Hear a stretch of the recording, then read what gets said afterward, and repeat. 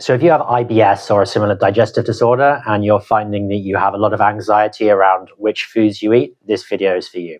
The thing about fear of food or food-based anxiety is that it often turns out to come out as you expect, i.e. it's a self-fulfilling prophecy. If you fear the food, your digestion will be worse. So why is that? Well, think back to before you ever got ill. You know, if you ate something like fish, for example, and then you thought it was out of date, you might start thinking, oh no, I'm going to get sick. And that anxiety could in itself make you feel almost sick for a little while, you know, kind of a little bit worse for an hour or so. And then you'd realize actually it was fine. The food wasn't bad and you were able to tolerate it. But just the thought that it was enough to really tighten you up for a little while. So imagine doing that 3 times a day or more every single day. Eventually your nervous system starts to get the message that food is dangerous and it will respond accordingly. You know, it'll go into a survival state, into a state of fight or flight. And that's literally the opposite of a rest and digest state, which is the parasympathetic nervous system. You're accessing the sympathetic state, which is run away or fight, basically. And that state deprioritizes digestion and prioritizes things like sending blood flow to your muscles. All of this worsens your digestion and worsens your response to the food, as your immune system is more likely to see it as a threat, for example. You're more likely to react to it in one way or another. When you think about it from a less emotional point of view, there are actually tons of things which affect how you will respond to a food. The time of day you eat it, what you pair it with, i.e. the other things on your plate, the general state of your nervous system in that moment, as we already discussed, is a big contributing factor. The quantity of the food that you eat, the quality of the specific produce in question, all those things have a big impact, which is why it's notoriously difficult to study which foods are good and bad for people, because there are just too many factors.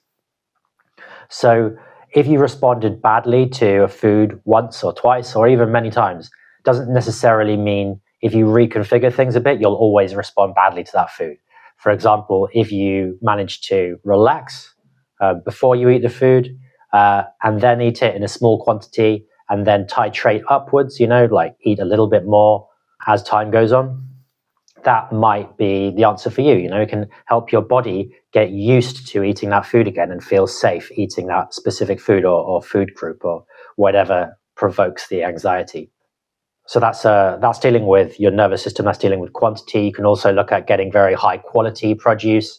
For example, if you react very badly to wine, it might be the sulfites in the wine, and another brand might not have that, So it's not just like a whole food group is bad for you because you responded to it badly sometimes. So look at changing those factors, the quantity, the quality, the time of day, all of those things, the state of your nervous system. So try and relax before you eat. All those things can help. And I'm going to give you an exercise now which really cuts the anxiety loop as it starts and can help you to change the state of your nervous system. So if you've eaten something and then you start to notice an anxiety loop going, so you start thinking, oh no, I've eaten something bad, this is what's going to happen, I'm going to have symptoms, visualizing the symptoms, etc., and that kind of goes on autopilot on a loop. Here's how you can cut that. It's based on work pioneered by a famous psychologist called Les Femi, called open focusing.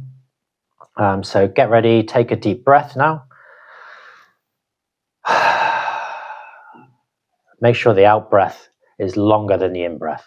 That automatically puts your nervous system into a parasympathetic state, which is a rest and digest state. So take a few deep breaths like that. Releasing, ideally twice as long as you inhale. And then I want you to hold your hand up and just focus on your hand. Look at it with a soft focus.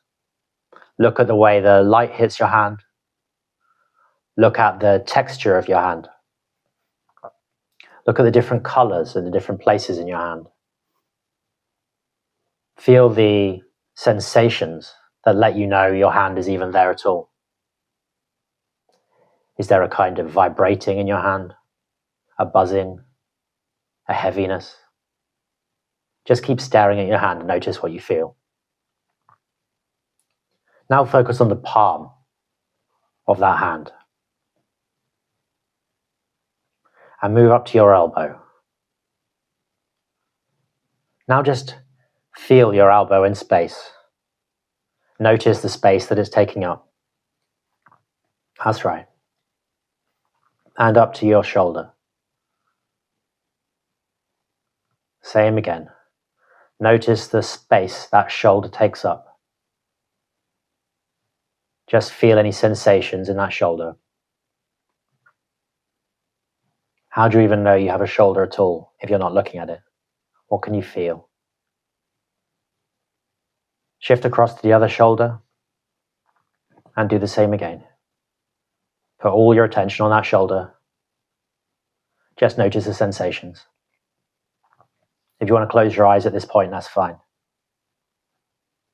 Maybe they're already closed.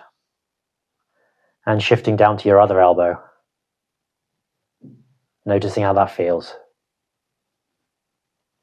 Just feeling the space that that elbow consumes in the room.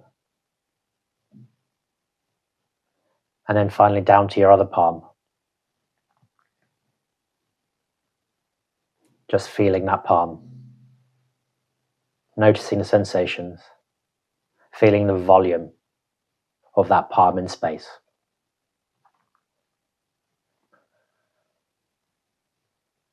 And then just gradually open your eyes.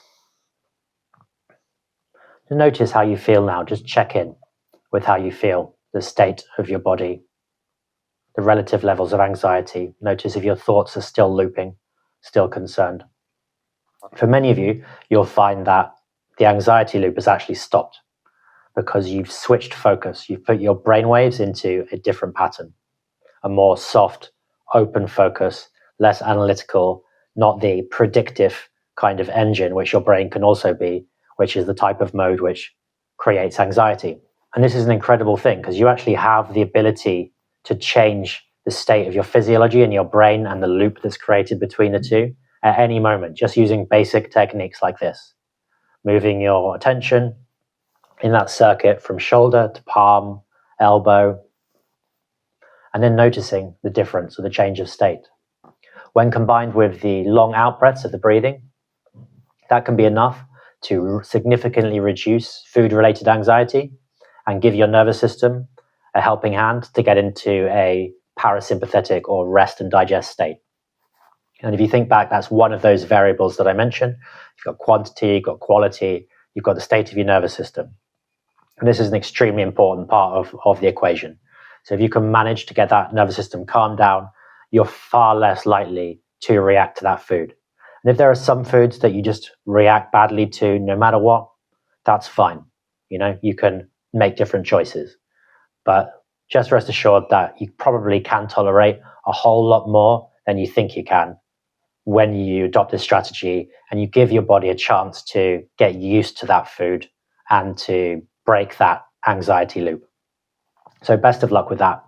See you next time.